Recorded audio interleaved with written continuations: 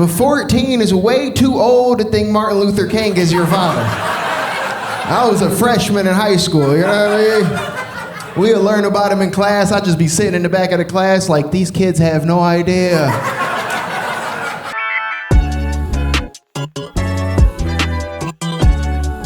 It's Tyson Colson!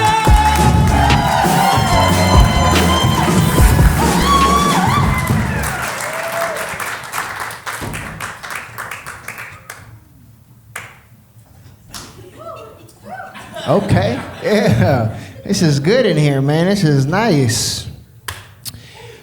I'm black and white. You can see it on me. It's good. You know what I mean? It's nice being black and white. That's the best shit in the world, really. You know what I mean? It's like having a superpower. You know what I mean? Because I say black shit, I say white shit. I'm bilingual like that. You know? I remember one time me and a friend, we were on a walk and he started to fall behind, so I turned around and I was like, hey, you're lollygagging, my nigga, pick it up. What the fuck you doing? You know what I mean? If you don't want to walk, then skedaddle, my nigga, get out of here. Pussyfooting around and shit. Lollygagging, that's the best white word. You guys did a good job with that one. That's fantastic, you know what I mean? I like that shit. 3 of you are gonna say lollygagging on the way home. You know what I mean? A few of you are gonna do the nigga part too, and that's okay. You know what I mean? Try it out, see how it feels. That's good. They say white people don't have culture. Y'all got something. I used to work at a Popeyes for a little while. You know what I mean? Saying, yeah. That shit's a hellhole in there, man. I worked at a Popeyes and I lost my job because I quit. And that's usually how that goes, you know what I mean? I'm from Cleveland, I give up easy. That's it, boy. That's it for me. Yeah. I got hungry one time, so I went back. And then I pulled up to the drive-thru, and I remember the drive-thru thing was broken, so they just had a table with a walkie-talkie on it. And I was like, fuck it, I'm about to tend for some tenders, you know what I mean? And I ordered, and the guy got on the intercom, and he was like, you want ranch or black and ranch? I was like, excuse me? And he was like, what condiment you want? And I was like, one more time, and this is a true story. He stuck his head out the window, and he was just like, what sauce you want, dumbass? Fucking, oh, punk ass Popeyes. Fuck Popeyes. I left the drive-thru. I went straight to Cane's. I was like, I'm out of here, boy. Y'all know Cane's in here. A couple of y'all got Cane's face. I can see it. Every time I'm at Cane's, every time I'm in the drive-thru at Cane's, I'm like, this is just white Popeyes, right? That's all Cane's is, just happy Popeyes. That's all that's going on in there. You know what I mean? The chicken ain't got no fucking seasoning on it at all. Speaking of seasoning, I want to say this, all right? Racism is bad. But, I mean, racist people can cook. I mean, I'm telling you guys, I've been to Texas. These motherfuckers is making barbecue crazy. They making brisket down there with a capital N. It's crazy. It's delicious stuff. It's wonderful, you know what I mean? I'm telling you guys, the two groups of people that cook the best are black people and people that hate black people. That's just really, you know what I mean?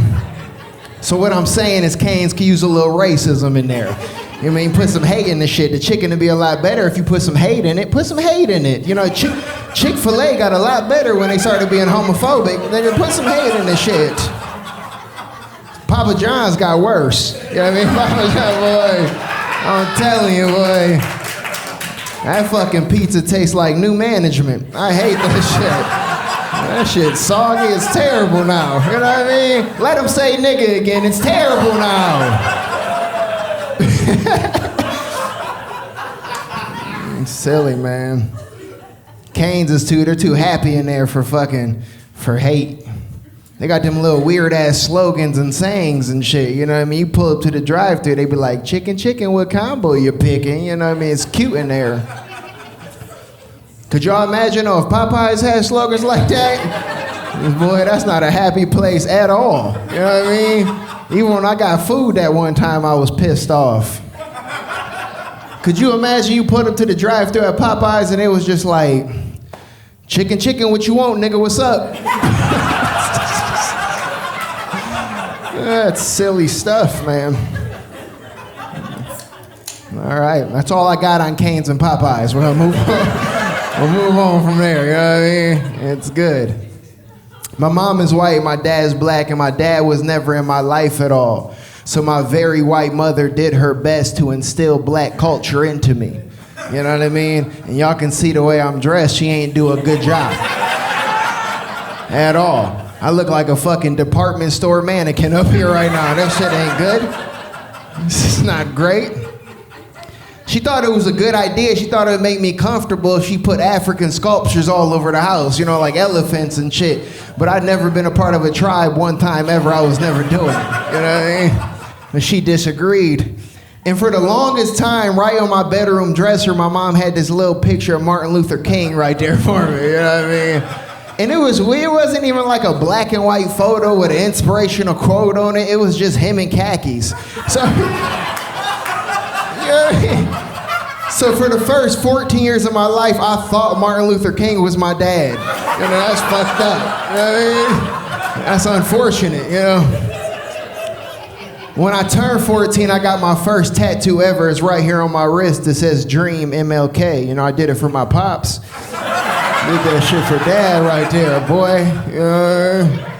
And 14, man, that's too young to get a tattoo. It absolutely is. But 14 is way too old to think Martin Luther King is your father. I was a freshman in high school, you know what I mean? We would learn about him in class. I'd just be sitting in the back of the class like, these kids have no idea how cool my dad is, man. Rest in peace to him. Rest in peace to Dad, you know. Martin Luther King. He spent a lot of time out in Utah, so I went out there, you know, like father, like son. I lived in Utah for a little while. Is anybody in here Mormon by chance? I'm gonna talk about them then. I'm gonna talk about them, boy. These motherfuckers scare me. These the scariest whites for sure. Mormon people. I used to live in Utah, and Utah is beautiful, you know what I mean? Amazing views, beautiful hiking, but I found myself in this Mormon church before, and they're just sitting there lying. They're just saying shit, you know what I mean? Because the pastor, whatever, the pastor, the preacher, the priest, there's a lot of P's in church, ain't it? It's like fucking pastor, preacher, priest, pedophile, like it's a lot going on in there. They covering all the bases, you know what I mean? So the pedophile or whatever, he kept saying, I'm gonna double down every time. He kept saying over and over, he was like, you were born from the dirt and you're gonna lay in it again. And I was thinking to myself, like, born from the dirt? I heard a different story, you know what I mean? Like, I was born from too much coconut rum and a latex allergy. That's what my mom had going on, you know? My mom was a freak. Mormon people, man, they're just sitting there saying shit. You know, Mormon people teach you that if you're black, it means you did something bad in your past life and now you're being punished for it. Which is like flawed a little bit. You know what I mean? It's like, what, I fucked up real bad in my past life, now I got rhythm? You know what I mean? That shit don't make no damn sense. Mormon people, I get to be 6'4" and shit now. Some people fuck up so bad they just go to the NBA. Well, that's cool. That's cool. Good contracts. Utah, dark history out there, man. I've been to the place in Utah where Ted Bundy hid all the bodies when he would kill people. I used to live with a Mormon family for a little while. And the husband and the wife, when they met each other, got married and had twins. He was 28 and she was 13. Yeah. Beautiful fucking hiking out there, though. It is gorgeous, man. And if y'all ever get a chance to check it out, he married a 13-year-old. You know what I mean? He's definitely gonna be black in his next life. I'll tell y'all motherfuckers, that boy, he going to the NBA in his next life. You know what I mean? He's gonna be Karl Malone in his next life. The Karl Malone thing never really gets a laugh. I think it's good writing, but nobody knows the history of Karl Malone. You know what I mean? People don't know that Karl Malone was a black basketball player who played for the Utah Jazz, and when he was in his 20s, he got a 13-year-old pregnant. That's just a good joke. You know what I mean? That's just good writing. That's all that is. It's nice. Karl Malone. Being black and white is cool, man. It has one downside, though. My sense of time is fucked up. You know what I mean? Because black people and white people got two completely different gauges of time. Even when they're using the same words in a sentence, it means two completely different things. Like if a white person says, that cake's been in the oven for a minute. It's been in there for 60 seconds. You know what I mean? But if a black person says, that cake's been in the oven for a minute, that shit is gonna come out with a Nigerian accent. You know what I mean? My name's Tyson Colson, everybody. Y'all have a beautiful rest of your night. Thank you.